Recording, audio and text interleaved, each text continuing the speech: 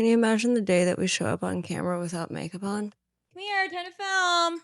Now I look like a clown. Do you have hairy knuckles? Can I see your knuckles? I mean, probably. Good thing from far away you We're a can't mess, see but- my nails. I didn't even put any like lotion or anything on. I didn't either. Who cares? Just like fuck it. We're just getting realer and realer as time goes on. Well, we actually discovered that we think we look better when we don't have tanner on. If this looks terrible, then Saint-Tropez and Bali Body sponsor us. I need that bird to stop tweeting. It's filming time. Yay, the ice bucket! I'm such a piece of shit that I had to go dump out the water from the last time. Like literally, it's just been a lot, guys. We're struggling. We're like a wild ride. We're not sleeping. Dixie, maybe she's afraid of the spirit that they heard in the wall. It's fine. They're fine. Maybe it's the spirits, and they are welcome here. Or it might be like a mouse. Update. It was, in fact, a mouse. Andrea has named the mouse Matilda to mentally cope with unwanted critters in her house. She has done absolutely nothing to solve this problem besides asking Matilda to relocate to a different home. I don't have enough energy to deal with an animal in my walls, so we're just gonna say that. I love that you have enough energy for spirits, but not an animal. Well, yeah, because I love them and they're welcome here. They're welcome here. I feel like I have 8 chins whenever I look down. And we're gonna pop the champs. Hold on. Welcome to We Weren't Crazy. Welcome to We Weren't Crazy. We feel a little crazy. Let me do yours first, because I'm a gentleman. Don't spill it. I won't. Watch it. I am watching it. Cheers. We back. I did so good on your eyeliner. I mean, yours looks good too. We went on a hike today. At least we're not super hormonal this time. We're hungover. We're normally hungover. I know. We're just sleep deprived. I think we started talking about that. I didn't sleep for 48 hours. Whoa. These bubbles? Did you eat a weed gummy? No. Look at the bubbles. They look like there's hairs in it, but it's like, I don't know. It kind of looks like worms, and that freaked me out, but it's not. Mine isn't doing that. Mine's like beautiful bubbles. Why? Why do I have the creepy ones? Anyway, Felicia didn't sleep for 48 hours. Let's start there. As we have been on this journey. What a journey it has been. What a journey. I don't think that either of us realized as we were unpacked. I feel like a midget. I feel like I have midget arms. I don't know what to tell you. Is that new? Amazon. It's very Ooh, lightweight. comfy. And we'll put it in our Amazon storefront that nobody has shopped. Can somebody go buy something from my Amazon We storefront? only got like another 2 months. Yeah, before it we need gets to shut sell off. 3 things in 3 months. So please help us. Talking about the things that we were talking. What? I'm wondering if whenever I rinsed it out or when I washed it, if I didn't rinse, maybe if there's still soap in there. I assume I can't die from, it's Dawn dish soaps when they wash the like little baby creatures kids that are were covered eating in those oil. pods. So I think you're fine. You reference that so often. I know, because it's like kids will fucking do anything. They're stupid. Well, yeah, especially And kids thank these God days. we didn't grow up in that era. I probably would have eaten a dishwasher pod. And If put somebody told and you put it the tasted jewels on my good. teeth, remember? Anyways. Did you ever have a dermal? No, I wanted one so bad. I could totally So have seen emo Felicia. It was the style. I wanted to get one here. And then there was a moment where I wanted to get them here. Oh my God, thank God The you didn't do that dimples. to your face. Thank God. And then I wanted to get a beauty mark here. Oh my God, thank God. I know. Thank God that I was poor. It's also so weird. The things that we did back then, like, well, even like belly button rings. I feel like it can be cute. Well, I'm saying for us, but the Gen Zs aren't going to go. Well, the Gen Zs are also like doing cold plunges and, right? Gen Zs after us? Yeah. Gen Zs are doing cold plunges and they're living a healthy lifestyle. They're healthier than us probably in certain aspects. They don't have as many tattoos as our generation They literally has. like, they don't have like. They're like naturally pretty. No, they're not. They're getting Botox when they're like Okay, 23. They're a different type of. They're not naturally pretty. They're literally we were putting stripes in our hair. We were just extreme. But we lived real lives and had real trends and real things. Exactly. And now they're just like, I mean, really. They all look like Stepford Wives. Well, and they don't even like connect in real life. They're only connecting on fucking Snapchat and stuff. That's true. Like they don't. Did you know they don't even text? But I they feel only Snapchat. I only know this because some of the dudes that I've talked to have been like 25, and they're like all involved in Run Club, and I'm like, that sounds awful. Yeah, but we were also more active when we were in our 20s too. Were we? active on Broadway. No, we were active. Active at loser 20s? I moved here when I Yeah, was we were walking 23. 10,000 steps a day. That's true. Anyways, we haven't slept for 48 Felicia didn't sleep for 48 hours. Then she slept for 24 hours, and I was lost and alone in the world. I know. I didn't know what to do with myself. I know. That's what I feel like when you don't answer me back when you've fallen asleep at night. We just aired what? Oh my God. I'm already so sore. Okay, so we Fucking A, man. we started talking about the John Doe story 2 weeks ago. We hadn't planned to talk about that like we always do, just planned to have a nice little lighthearted yapping session. This has been so much therapy for us, things that Yeah. we've never talked about to each other. And we've disassociated each time, not in a bad way, but in a way where it almost allows ourselves to talk about things that we probably wouldn't talk about otherwise. Yeah. It's just like buried so deep. We're yin and yang, as we both know. So when one of us is feeling not discouraged, but like, and I don't want to say, what are we doing this for? But there have been moments where I have felt like I'm putting everything out there and for what? But in the moment, sometimes it feels really heavy to the point where I've always struggled with a sleeping pattern, but I was awake literally for 48 hours, and that's never ever happened to me ever in my whole life. The first 24 hours, I went to work the next day. People at work were like, "Are you anxious about something?" And I was like, Right. "No, I just couldn't sleep because I wasn't thinking about Right. the whole John Doe episode." I think how it's affected me is it was a process. So step one was me realizing, holy shit, like none of that was okay. Right. And I genuinely was brainwashed. Step two was reliving everything that I lived. Step three was seeing everything that you went through. So it just was like chaos in my brain. Yeah. The other night when we watched episode 10 and we pulled up the emails and seeing how I was talking, I was like, and I think that's probably why I stayed up the next 24 hours. It's really weird to read your own words and not recognize who that person is. It like literally sounded like a cult member. Yes. Well, and if you've ever been to therapy, if you have a good therapist or if you're in an intensive like therapy program, every time you leave therapy, you just feel exhausted because you've just like broken yourself open. It's like therapy times a million. Ruh-roh. You got turned around, baby. I told my mom everything that had happened. Before episode 10 aired, which has a lot of sexual coercion and Mhm. coercive control tactics and all of the words that we've learned Right. since we've been researching all of this. I finally feel like I'm in a place now where I can be honest with my mom. And I finally feel like she's in a place too where she can kind of meet me there. We started talking about forgiveness. I don't even remember how it came up. Maybe it had to do with the Charlie Kirk thing where she forgave the dude who killed her husband. And I was like, that doesn't make sense to me, first of all. I was like, I can't forgive John Doe. And she could tell I wanted to tell her. She was like, you can tell me when you're ready. Like, you don't have to tell me right now, but you can tell me when you're ready. And I just blurted it out. Over the past year, I feel like that's been the most growth period. Maybe I think we both have evolved a lot. Yeah. I think she's known that I've always had some sort of rebellious side. And it's always kind of been like unspoken in a way. Felicia was adopted, in case you haven't watched previous episodes. What, you were 9 when you met Courtney? Yeah, I was 9 when I met Courtney. So I was in foster care at the time. I knew my mom had lost all the rights to me, and my foster family was trying to adopt me, and they were toxic. Like, my foster mom would beat my foster dad. It just was an awful. I used to get beat up by my foster siblings, and it just was a really awful environment. And I knew, I was like, I can't stay here. I will not let them adopt me. And you'd been in several foster No, homes at that point? I was back and forth with the same foster Oh, got family. it. So in and out with the same family. This is where it's a miracle. Jim and Lynn and Courtney they are from California. Jim's job brought him up to Medford, Oregon for 2 years. He had a 2-year contract. And that's when Courtney started going to school with me. And her and I were in the same grade. She had said something about how she was adopted.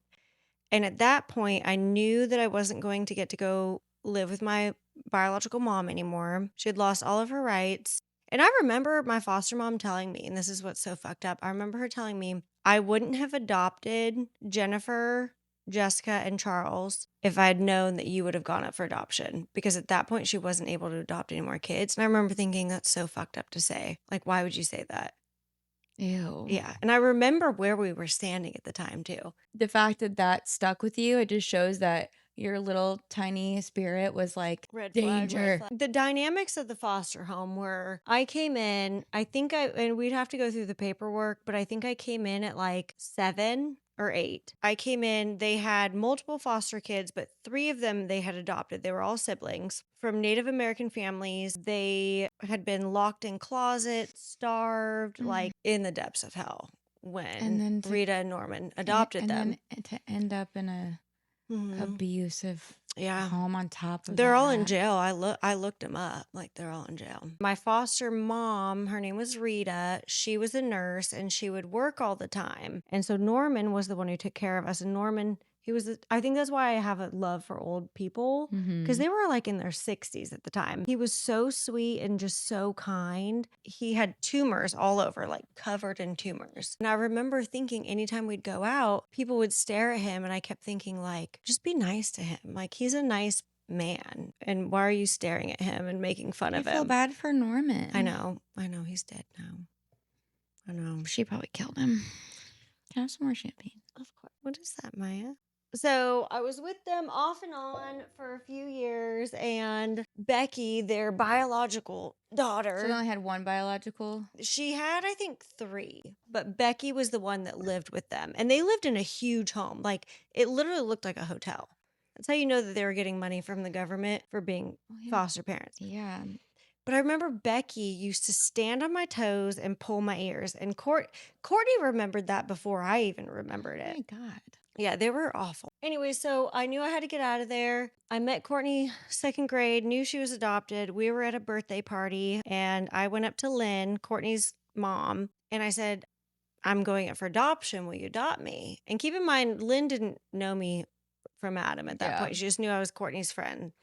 So little 9-year-old Felicia just skates up. Yep, roller skating rink. Yep. Came like, up to hi, her. can you adopt me? And Lynn was like, of course, sweetie. Yeah. And she didn't know I was serious. Yeah. And apparently, and I don't remember any of this, but apparently I skated back up to her, sat next to her, and I said, I was serious. If I go up for, this is going to make me cry. I wasn't going to cry today.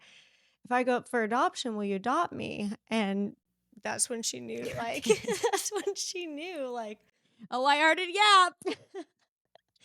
She knew, like, this girl's serious. And from what I understand, she called Jim, her husband, and she said, I just told one of Courtney's friends that we would adopt her. And he said, do you love her? And she was like, yeah. They didn't even know me. Damn it. And they adopted me. And so it was kind of a wild ride. So I was still in foster care at the time. They had to become foster parents before they could actually adopt me. So they went through the process to try to foster me. Jim's job transferred him back to California. Well, legally, you can't take a child out of the state before The they're adoption is final. adopted. And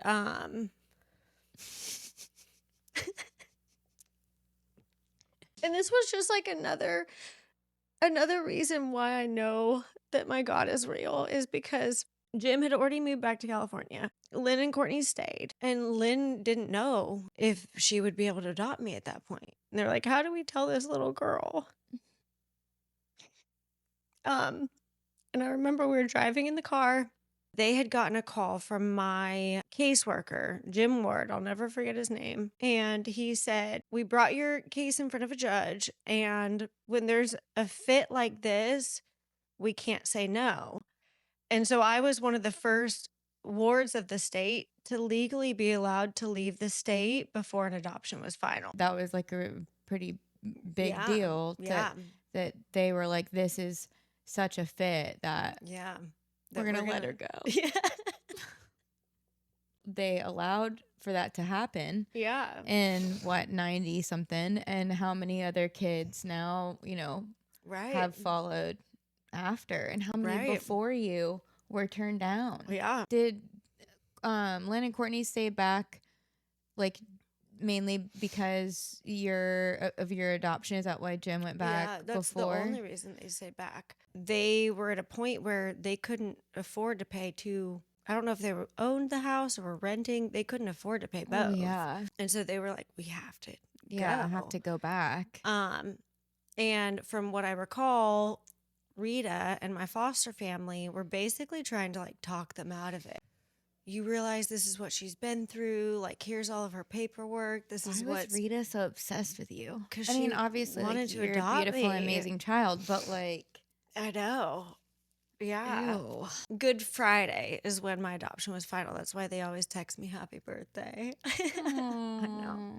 Back to why me telling my mom everything was such a Yeah. big deal was growing up, I always felt like I had to perform or just be a good kid in order for them to keep me. You know what I mean? There's a sense of, I mean, even whenever I met you, there was still this like very obvious, and not an attachment thing. It was you owe your mom. You clung on to every word and every, like, I mean, which is like, I wouldn't say that's like totally abnormal for a girl and a mom, but in your case, it was more extreme. Well, she saved Because me. I there saw her was- as like my savior. Right. Unless you had your mom's like approval on Right. something. It meant a lot to me. Yeah. Was my mom's approval all throughout life meant so much to me because again, I think it came back to this woman plucked me out of hell. Kids aren't adopted at 9. That's not a Right. common thing. Well, you were 11 when you were adopted. Yeah, 11 when it was final. Yeah. And so I always felt like I just want to make her proud and I'll agree with her and what she says is all I need to know. So as I got older and started acting out and doing things that any child that has been through what I've been through would Yeah. do, I felt like I was falling short and then I just kind of detached myself. I'm not going to tell her what I'm doing. Right. So I'm just not going to talk to her. They did the best with the tools that they had available to them at the time. And they were young. Yeah, but They were like younger than me when they adopted they me. were very much like, almost, it's kind of ironic. Whenever you came back from John Doe, how you were like, I'm back, he's gone. What does it Right. matter? And I feel like same kind of mentality almost applies to when you were adopted. Well, you're adopted and you're safe now. So like it Right. was like they kind of expected you to just that whole normal. part of your life, because again, the education that we have available to us now, basic psychological research that is more talked about now of how much your childhood shapes Right. you. You were like afraid of not having things. Even when I was in foster care, I remember we would take shifts to go sneak food. Isn't that fucking sad? Yeah. But like you and these Yeah. foster kids that grew up like literally starving, abandoned. Well, we weren't allowed to have sugar. So our mission was like, even we weren't allowed to have peanut butter and jelly sandwiches. We would have peanut butter and butter sandwiches. Ew. So the whole mission was Why? to get sugar. Because of our ADHD, they thought it would make us like hyperactive and act out. Well, that adds a whole nother layer too. Logically, I'm sure if That's you, probably why I'm addicted to sugar now. well, I'm sure that being born on drugs has something to do with it, but We were never you allowed were to have in sugar. survival mode and you were literally taking shifts. I love that it was an organized plot. It was organized Like crime. you guys, like literally, like how old were those kids older than you? They were younger. All 2 years apart, I think. There's one biological kid, right? So she was Or like the one that 25 at the time. but so the house was like, so the house was huge. So they were adopting kids after their kids left. Yes. For extra. For money. Yeah, because they definitely didn't want kids. In order for us to be treated with, so Dairy Queen was our biggest treat. In order for us to be allowed to be treated to Dairy Queen, I used to have to massage Rita's feet. And she was a nurse. And I would have to sit there and massage her crusty ass feet so that we were allowed to have Dairy Queen. Ew. Yeah. Yep, I They remember that. literally just wanted like Yeah, little like child slaves. slaves. Yes. God, that just makes me think like, what else have you stored away that Right. happened? Then when you were adopted, you moved to Sonoma County. Keep in mind at that point, I had been to like 8 different schools, and I think I was in like 4th grade at that time. So it was in Hill House in Oregon. Called it Hill House because it was up on a hill. It was real pretty. That's why I started stealing socks, I think. Well, I was trying to give context to the fact that Oh, like at this stealing socks. at the I'm like that gremlin from Harry Potter. I don't When watch your it. owner gives you a sock, that means you're free. I All never my watched Harry Harry Potter. Potter fans. No, I was trying to give context to like the lifestyle that changed. Like there was Oh, a shift. Like everything. your parents, your I get adopted family was decently well off. You're living in a a house. affluent community. Yeah. Sonoma County is a rich community. Right. So you're surrounded by money. Right. Your friends have money. You're in California. It's like a completely different Right. lifestyle than what you had grown up Right. in, which was trailer parks and crack houses in Medford, Right. Oregon. I had to like adjust really quickly to that life as a kid. Right.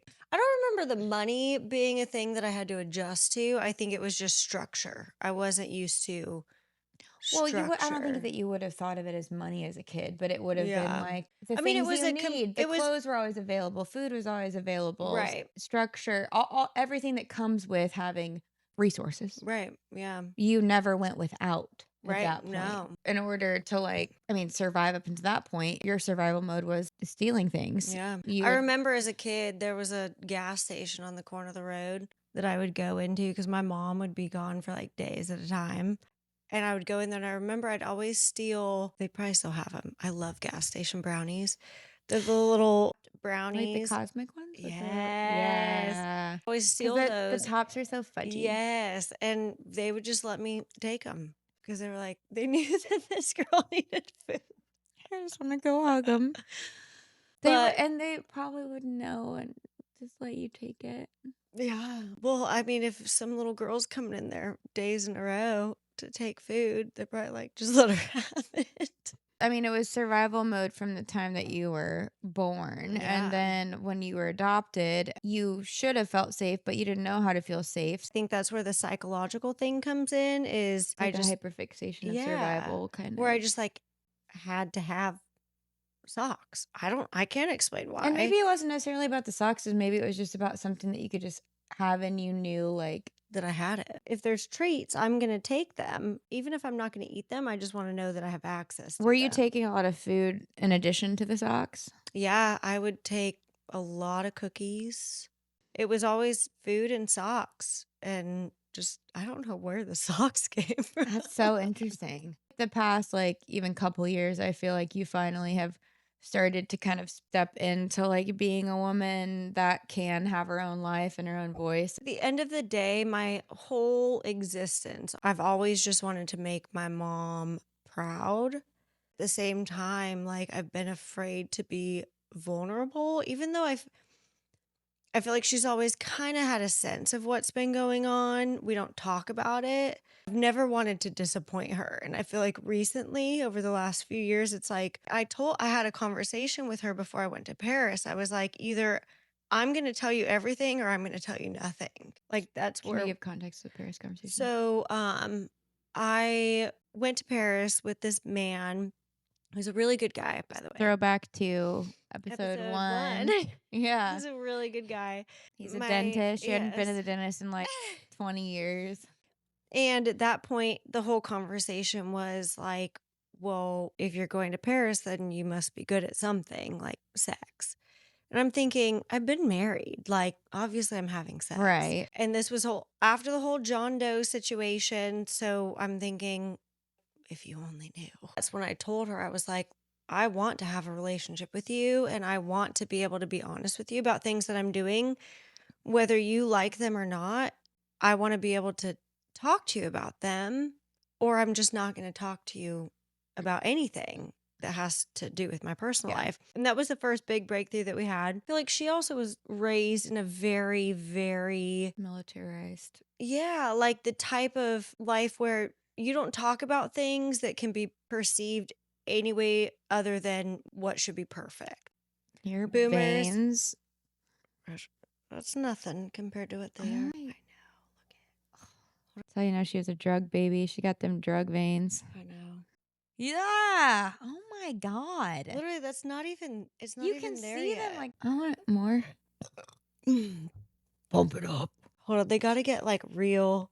You gotta hang them down though. Look at us. Ew. Look at that sucker. Anyways, you were talking about boomers before we started talking about veins. Oh, let me check the film and then I also have to pee. Why? Where are you going? It's a good thing I like my friends canceled. Hey guys, also Felicia likes the new Taylor Swift album. And we went to the Swifty pop-up. We'll insert We did go. photos. Still have not gotten to the place where I would turn it on in my car, but I do But enjoy you it. like it. I The enjoy new it. one. Do you know that like on well, you don't watch Love is Blind, but I always have gold goblet glasses. Whenever you're editing, it's like a continuity thing. They cut things together in different parts. They always do. And if you're just holding like a regular cup, I get what then you're it goes up. saying. So Love is Blind was the first one that made it like a thing. But it's Oh. actually just because they want to be able to cut the story together however they want. They don't Reality do that show. on The Housewives. Yeah. And I do which is notice surprising. when a drink is full, when it's And not, then and then when it's full again. That would actually kind of piss me off if I was when we're on a show. Amazing Yeah. Race. This is our official submission. I gotta get my passport. They'll pay for your passport. All you gotta have do to is have it. You have to have it. I can pay for it. It's just a matter of going. I hate the post office. I hate doing like I still have to do my taxes. I have to do my taxes before the 15th, or else I'm gonna be in trouble. I keep telling her because it's her favorite show. And for once, I'm down to go. I'm down to do it. No, I know. You don't have to have a passport to apply to it. Yeah, you do. Used to back in the day. I haven't looked recently. Well, I mean, we're applying right now. Pick us. I seriously think we would probably win. Okay, well, we wouldn't know until you get your passport, until we can apply. This is our Okay, so let me ask you though, like, let's say official so submission. we're on. You've never actually like even watched I haven't a full watched season. it, but I will. I used to watch it all the time, like it was my whole we life goal. survive. Say it's like a jump off of a building challenge. Did they do that? Yeah, Maybe don't tell me. Have Don't to- tell me these things. but you Otherwise, ha- I will not apply. Don't tell me. you have to take a I feel like task. maybe I should just not know. Yeah, Am I That's- allowed to not know? that's probably smart. What about like eating gross stuff? I can't do. Is this Fear Factor or Amazing It's not Race? like that I bad. thought you had to like walk through the desert and get in a car in Mumbai and get a taxi to some Yeah. hotel. That's what you have to do. I mean, I'll pack They're my protein fun. bars. But you never know. Like that's what I love She about just talked Amazing me out Race. of it. You just talked That's me what out of it. you never know what you're gonna get to do. Okay, well, you just scared the shit out what of me. what a cool Jumping off cliffs, eating scorpions. I just want to say that the thing that Maybe we should apply to The Bachelor, ABC. what I can't do is I will not bungee jump. I mean, I would. See, that's why we'd be great at it. Like you would do the jumping. Maybe we should just apply to The Bachelor and be like We're- best friends on The Bachelor. Hate to tell you, The Golden Bachelor. we're too old. The Golden Bachelor. I don't want to be on The Bachelor. I'm over The Bachelor. This is the first season I haven't watched. Okay, The well, you don't need a Bachelor. passport to get on The Bachelor. So once we put in our submission, then I will watch as much as you want me to watch. Until then, I'm not watching any of it Why? because this is going to light a fire under your ass. It would light a fire under if you watched it and you were like, oh my God, we can do it. So it'll just make me troll you even more than I already have, even though I haven't watched it. yeah. Oprah, we need your help. And we love you, Oprah. What was I talking about before this? The boomers and how people were raised in a society where they can't talk about things. It's a very good recollection, but I don't remember what my point was behind it. I remember. So on top of just like generationally, your mom's generation not being super open to discussing their feelings, add the additional layers that your mom grew up in a very like militant family, very, very, very aggressively religious. You had never been to a place with her where you had like a super open dialogue. Little by little, I was able to open up more and more. and be more vulnerable. And I told her about Paris and how excited I was, and well, you're going for a reason, like you must be good at something. And I remember saying, I have a personality. Like, yeah, I remember you saying that. and maybe that's why it was so much more triggering for me, because I had just come out of a relationship that I had been objectified, going into a trip to Paris with somebody who actually enjoyed my company. Right. She said that, I was like offended. I'm actually fucking fun to be around. And so that's the point where I told her, either I'm going to share everything with you or I'm going to share nothing. That was the first breakthrough we had, where she was like, I want to know. That's when I started sharing my location with her, because I felt safe to do so. Yeah, she still has it, which is good, because if John Doe ever tries to murder me, then all the people have my location. You hear that, John Doe? Everyone. We also came up with an apocalypse plan for when the grid goes out. She's going to stay here and I'm going to Walk from walk. downtown. If my car battery won't turn on, I'm going to walk here. It's like, what, 12 miles? Why You'd get here in a day. That's why when we were hiking, I had this intrusive thought. It wasn't intrusive because unfortunately it's kind of real. I love that we were both having intrusive thoughts while we were hiking, because I my know. intrusive thought was, this is also what I love about us so much. It's like, we can be all over the place, and then sometimes we can just be quiet.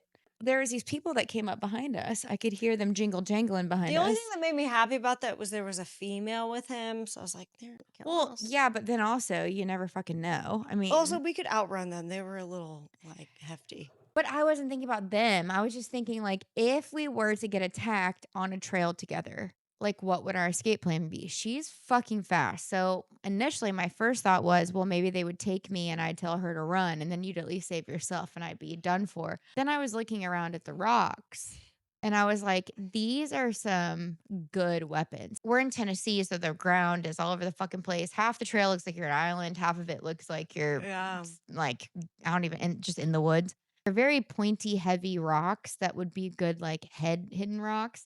I had this overwhelming feeling to be like, hey, so if anybody attacks us, one of us just take the nuts. The other one, we need to grab the rock, hit him in the head. And you were having intrusive thoughts.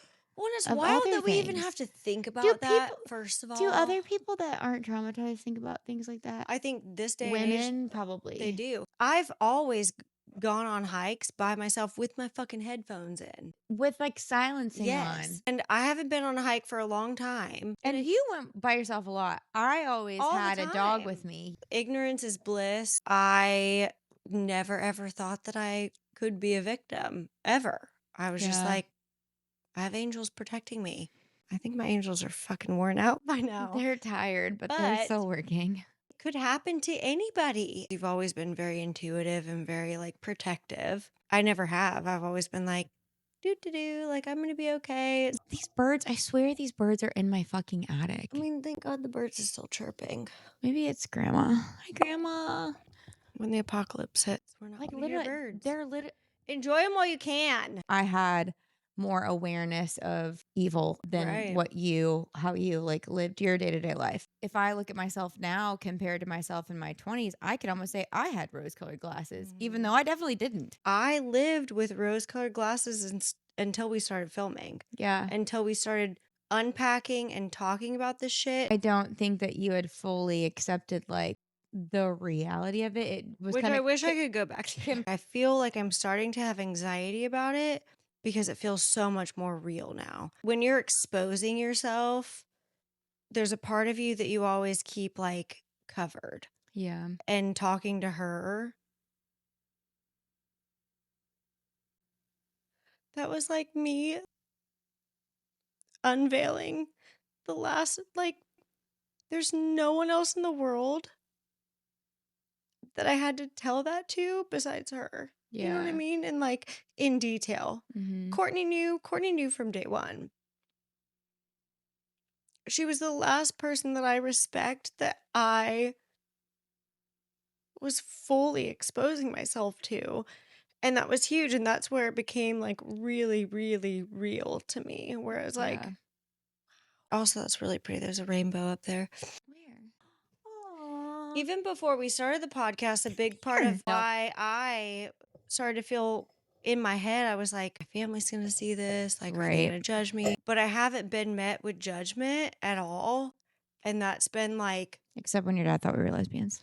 Well, but yeah. But by the ones who I always expected Right. judgment, I guess is the best way to put that. And that's like so huge for me in my growth. That is also what makes it feel more real. It's almost like if Right. they were judging me, I'd be like, Yeah, that would almost be more comfortable in a way. right. Like Yeah, I didn't think about it that way, but that's it's true. familiar. So when it's met with support, it's More unfamiliar and it feels overwhelming. like, but overwhelming in a good way, but Right. overwhelming in a way that I don't know how to process. I think of that NF song. It's called Happy, where it's like you're more comfortable in misery. I think that's how I felt for so long, where it's like, even if something is good, it's foreign to me, but it's all good. But I think that's why it's also like unlocking parts of my brain.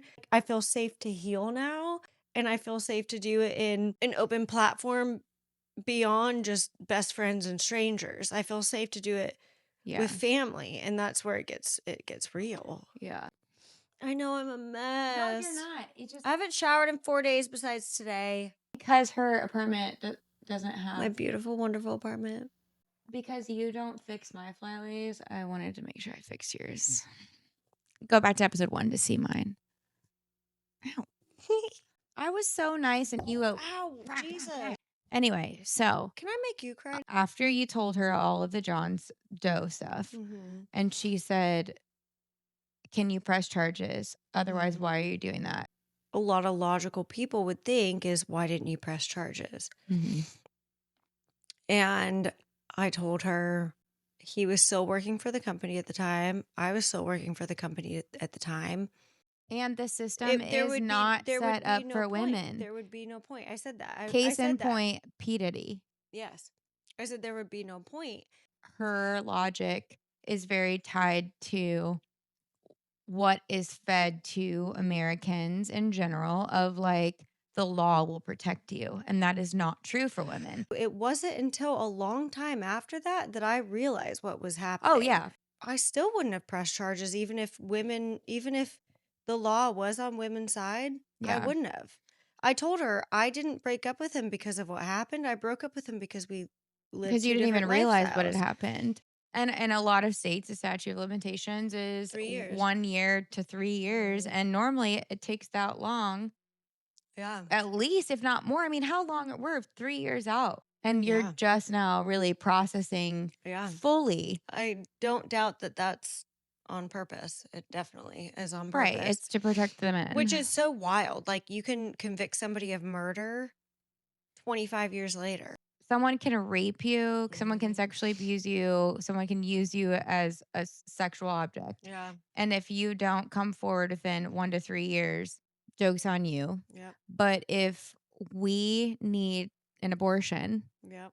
in our state and a doctor performs one, they'll get a felony, they'll lose their license, and we could be charged. Right. I would love to see what psychologists say about how long it takes somebody to realize. And Yeah. I'm sure that the fucking law was set so that as soon as you realize, sorry, bitch, too late. Well, and we rewatched Phoenix Rising because we had talked about it several times in the episode. And neither one of us had watched it since the first time. I mean, I Yeah. hadn't watched it again. I hadn't either. And so to watch it from this place versus watching it like fresh out of John Doe was wild. Every single thing we could relate back and be like, oh, that's what he did with work. Oh, that's what he did Yeah. with sexuality. Something that really I think has kept me up at night too, literally, the day after I had told her everything. And she was asking questions, which meant a lot. Like, Right. when people ask questions, that means they care. We had taken them out to the little shack where that was the first place I shot a gun. Not to be confused with the shack that she lived in. Literally was a hunter's cabin. Yeah. She said when her and Courtney were driving home, they drove home in silence. And my mom said something to the extent of, the next time that we come out here, it could be to like find her body. And I never, ever, ever thought about it as like a life or death situation. And even you said you may not have made it out of there alive. And I never, ever, ever thought about it that way. You processing them feeling that way when in every other scenario, it's kind of just been like, well, Felicia's going to be Felicia. Like, that's Right. just, she'll be back when she's back. But the fact that it felt that dire to them. And I feel like I'm still processing it because, like, Yeah. to know that you weren't even in there, like, that's weird. Yeah. I literally can understand with every part of my being how cults are formed. Coming face to face with evil like that and in a way being taken over by evil, especially as a Christian, like that Yeah. overcoming your mind is like something that you never, ever, ever would imagine. It's been a lot and I'm thankful for it because honestly, I feel like I probably would have just like buried it inside and been like, men suck. Men don't suck. Evil men suck. Yeah. And then we unpacked also the cage thing about how you said I was the one that said ironic that he gets you birds that have to live in a You did say cage. that. I And remember. I I don't do remember that remember at that. all because he didn't get you a cat or a dog or something Even that though he knew or what kind of dog or I something wanted, that like we if lived in the perfect you environment for could a have had a dog. puppy and it would have Yeah. and you loved the birds, but also you love animals in But I also general. had to love the birds because they were sprung upon me. Like, here's some Right. Well, and then they exotic became birds that your are going to live only for friend. 75 years. Yeah. And you were stuck with these Yeah. birds that had to be caged while you were literally in you were in a metaphorical cage. Yeah. And it is like the most fucking mind warp thing. Like he never got any animal, any pet, anything that wasn't contained. Well, that didn't have like some fucked up psychological reasoning behind it. And I remember I was so mad at him. So at first, he brought home two, what are they, cockatoos with the pink cheeks? He brought home two of those, which you have to like spend a lot of time with them. I can't take care of these birds. So he literally drove them out into the middle of nowhere and set them free. Literally. And I remember thinking that's fucking evil. Oh my God. Yeah, just to like die. You know that like serial killers Yeah. that what they do is they like it starts with like killing kittens and puppies Yeah. and stuff. Like that's the equivalent. Yeah. Taking domesticated birds that probably can't even fucking fly. And he knew that. He fucking knew that. When we were going through the emails, I mean, I've always known he has asked me to send him all of my financials. He has access to every bank account I have. He has my social security number. Well, he still would have that, but He has a picture of my current driver's license. He has all of it. He literally has every. well, in the emails we saw that where you were like, here's my account summary for my spending. Because he told me to send that to him. You were literally being completely controlled. Yeah. Yeah, literally every single aspect of my humanity. Yeah. I genuinely feel in my soul like it's a matter of time till like he's gonna do something fucking unhinged. Like, I don't doubt it. I think he also wants you to live in fear. Because the reality is we have every single fucking bit of proof that he Yeah. would never be able to do anything. That's how they control all of their prey. Even if you escape, you're not safe. We have to live in the reality of the monster that he is, but also in the power that we have of all of the journals, the videos, the text Well, and messages, I feel the like emails. I've never felt that he was unhinged until people told me, How bad it was. I'm surprised that you're alive, type thing. Then I'm like, Right. holy shit, like he's Yeah. gonna fucking try and kill me. If we end up dead, we would just like to say we have letters that and we will tell you where to everyone, find them. like a page out of Candace Owens' Mhm. book lately, we have sent envelopes to everyone that we know. I mean, everyone knows who he is. Everyone knows who he is. All of the people that are close to us know who he is. If something happened to us, You know who it we is. are not suicidal. No, Say it. I am not suicidal. We are not suicidal. We're actually, thriving if you can't tell. we're not thriving, but we have hopes and dreams for the first time in our life. I have to read you something, by the way, which correlates to that. Where's my phone? We need to wrap it up No, somehow. I know, but somehow we have to wrap it up. We can always go into a new episode. I know we need something lighthearted, and we'll change outfits. We're gonna do a lighthearted one for my soul. So it said, being alone requires bravery. Only in solitude do you discover parts of yourself you might not be proud of. How can I expect the love I'm deserving of while I'm unwilling to even show myself enough? Pain becomes familiar, but solitude also unearths inner strength. I learned how to grow quietly for myself for once, and heartache that was once a headwind became the breeze at my back, moving me forward and further away from familiar pains each day. It's not easy to give yourself credit when you're always accepting the blame. Believe me, though, I'm learning. It won't be long now before the rest of the world sees on the outside all the changes that took place in the dark. I know well the work required of the life I desire. And since I've gone through hell already, that doesn't intimidate me. When you've spent much of your life either struggling, suffering, or healing, dreaming doesn't come naturally. And still, I shed the dead weight and dream. I found joy and success even while carrying a heavy heart. But this newfound lightness excites me. That's like that. It just made me think of that. We never had to do this. We never had to talk about these things. People who love us know these things, but the fact that we're putting them out there on a platform. That one line just hit me a lot of like, read the one about the dream again. I'm just had an epiphany. When you've spent so much of your life either struggling, suffering, or healing, dreaming doesn't come naturally. I feel like that's so big for us right now because this is the first dream that we've had. It is. We've never once said we shouldn't be doing this or we're going to stop or we're going to quit. We've never felt purpose until now. Never. It's this challenges in between where my friend April described it like you have to think of this like you're driving to Florida and you're going to have to drive through fucking Alabama or whatever on the way. There's going to be like a giant part of the journey that's just nothing. And the only way that you're going to get to the destination is if you keep driving through the nothing. And it's not even nothing. It's just that we had this like huge moment at the beginning where it's kind of a mind fuck where it was like all of this viral validation analytics wise from a data perspective, because I'm a fucking nerd about that. Once people find us, they stay and they want to watch our story and they leave comments and they tell us their story. And that's all we want from this.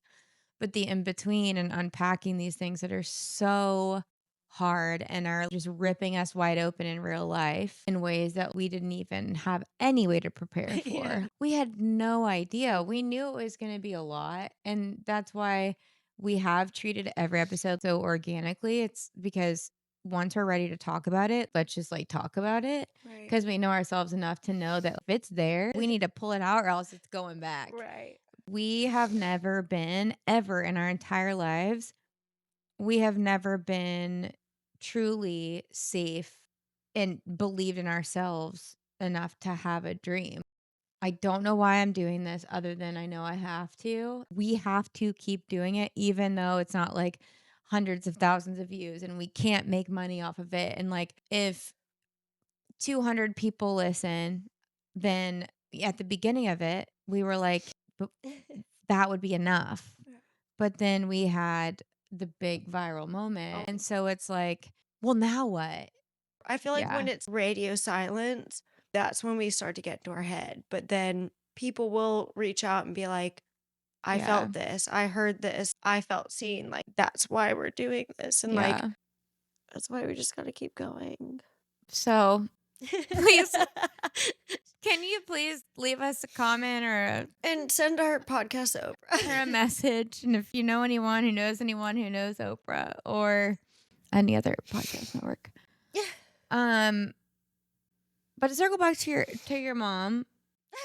Again? I forgot. Back again? No, because I forgot, and I forgot an important part. Come here, give me your cup. The most important part. Woo! That's perfect for the end of the show. The most important part. She said she was proud of me. Yeah.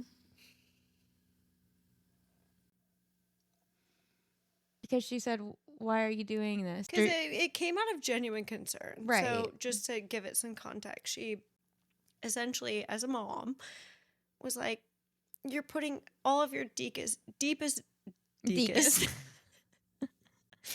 all of your deepest, darkest secrets out on a public platform. Like, and I've even said this to you, and I feel like if I hadn't talked through this in my brain beforehand of like, when it comes to men, this is weeding out A lot. a lot of men who, a lot of the dudes I used to talk to don't reach out anymore, which in a way I respect. And I was like, maybe it's because they're afraid they'll be talked about on the podcast.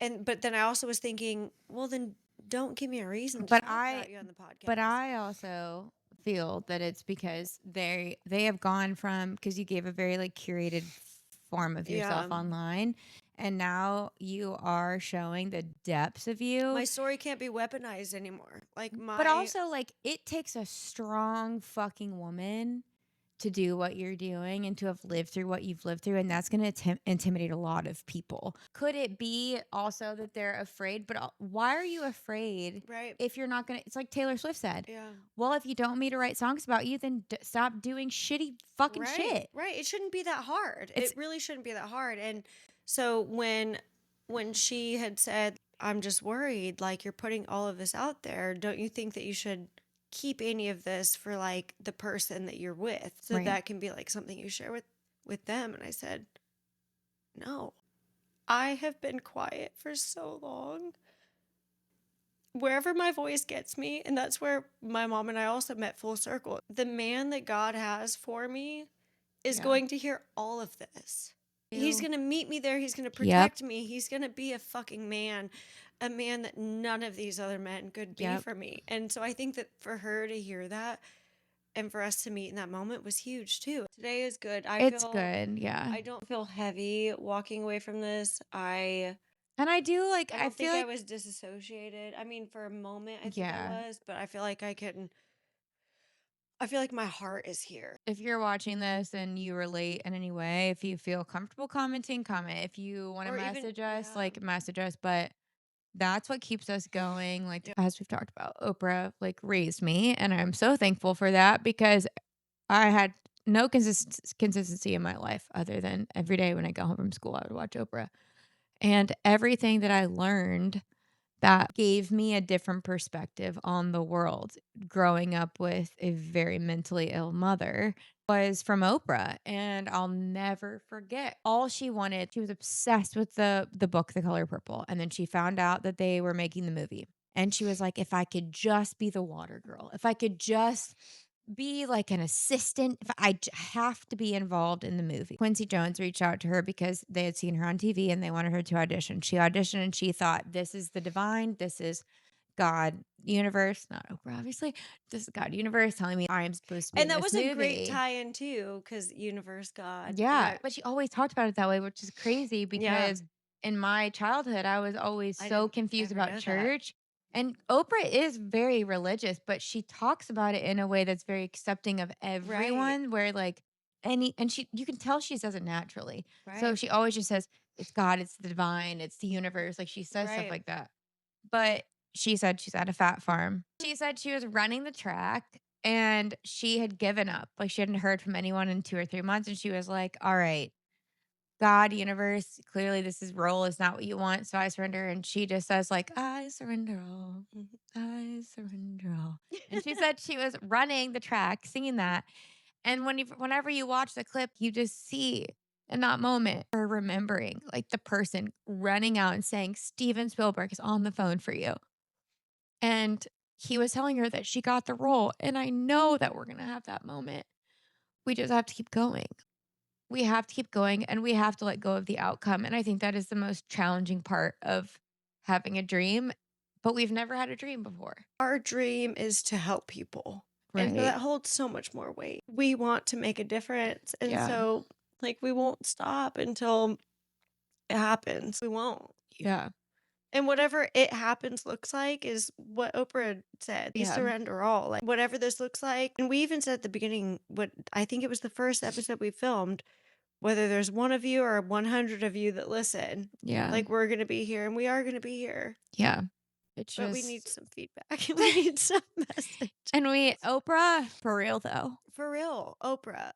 Once again, I want to say that Felicia never watched Oprah as a kid. Just No, as no. just as she never watched Amazing Race, and that's her current dream for us. And this is why we're yin and yang, because she just knows that if I believe in something, that And we I've always need said to we do will it. meet you. We will meet you. That's why I had that vision of you passing the torch to us. How fucking great would it have been to just been great at science and know I'm going to be a doctor, and then you just like go through the steps and you become a doctor. And We then never were meant for that, though. I have always envied people.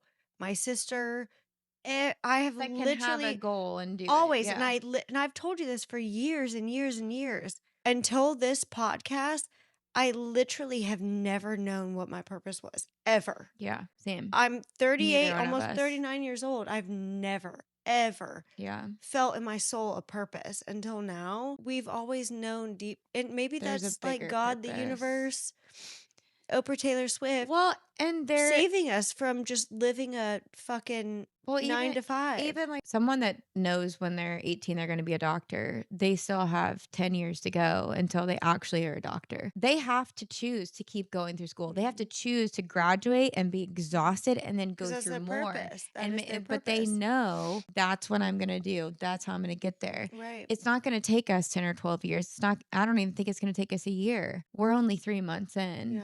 But I think because it's the first time that we've had like a real dream, Yeah. and because we're so sure, like we just know, just like Oprah said in that clip, preparation, opportunity, divine intervention, it's all of these things that come together. There's no such thing as luck. Remember when we first started too, I would talk about like Steve Jobs. How long did he spend in his garage? Yeah. Like people spend years and years, even Taylor Swift Yep. spent years and years before she got seen. And I feel like that's honestly the only thing I can compare it to is Taylor Swift, who's pouring her heart out in songs. Yeah. And they're not being heard because her songs are her story. But that's what we're prepared for. The storage was full and we actually heard the beep. Thank so we God. didn't lose 20 minutes of footage again. But now we have to talk quick because Quick. Fresh So out. we were talking about Ow. purpose. There was like that 75-year-old man getting an award at work. And he was so happy to get that award. And I was thinking, this whole time I felt sorry for him because he was still having to work this job that isn't fulfilling my soul. right. And this is fulfilling his soul. And I was like, that's his purpose. We all have a different purpose. We did not go through all of this for nothing. We did not experience this life for nothing. We are not here on this earth, on this Yeah. planet to run the fucking hamster wheel. Like we have always known that we are here for something. And I think we're lucky to know that. We're lucky to be aware of it. But now it's just a matter of like not giving up when we're in Alabama.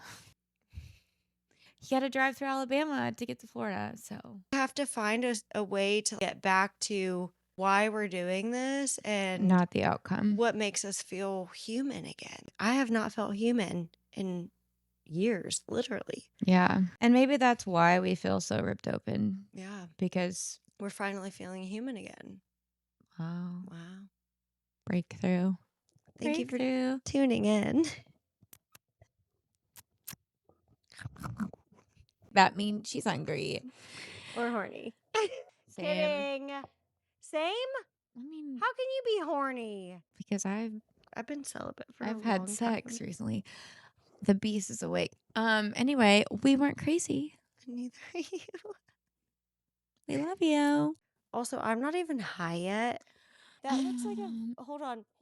The Please phone is hold. so crooked. The Hold angle on. I'm is going to so show you wrong. what that looks like. Hold on. You're going to. We have to close it out. We're Hold gonna on. run out Okay, of film. hold on.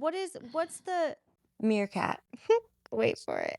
The phone looks like a meerkat. You're Do you not see a, that? a, s- a, And se- I'm not even a, high. se- a secret I have a talent. talent that Felicia has is that if she sees someone's face, she can be like, you know what? He looks like the perfect mix between this person, You got to and take a this picture person. of your phone. But so I'm gonna show you this, okay?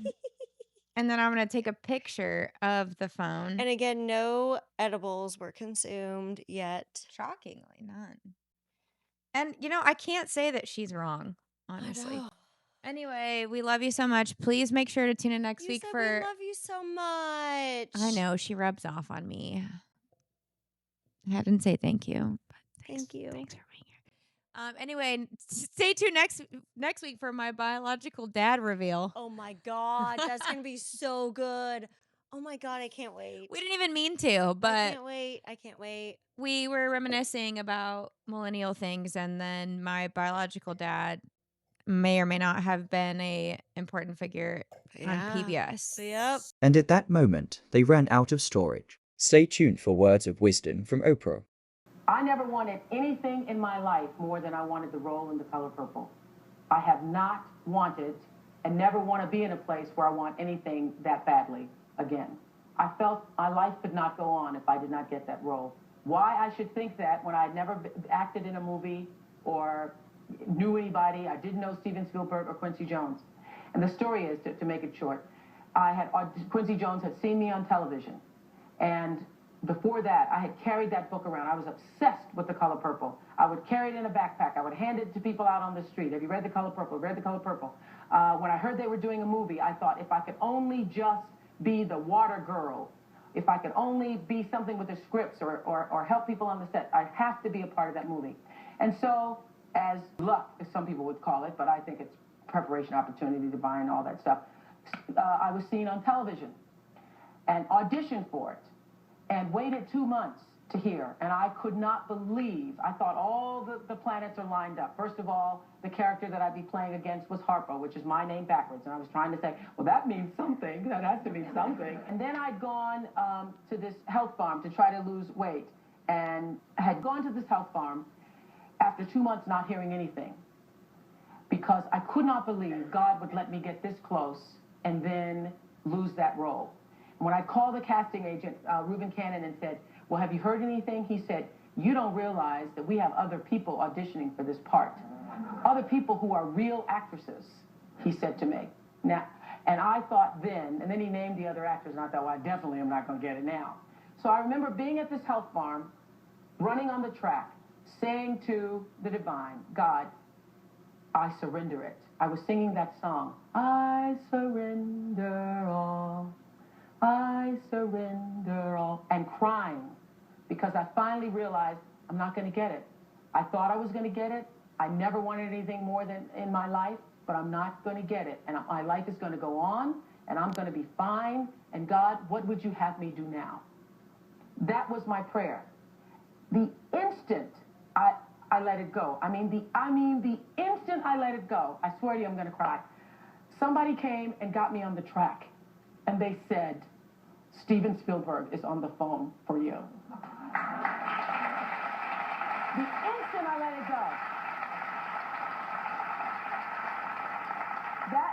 go, that changed my life, because I realized there's so much you can do. You do your best, and then you surrender it. You surrender it. You surrender all to the universe when you've given it your best, and say, well, what do you want me to do? Obviously, God, you don't want me to be in that movie. So I'm willing to do whatever that is. I'm willing to move with the flow. The instant. They said, and I got on the phone, I was called in, and he said, I hear you're at a fat farm. If you lose a pound, you may lose this part. So I stopped at Dairy Queen.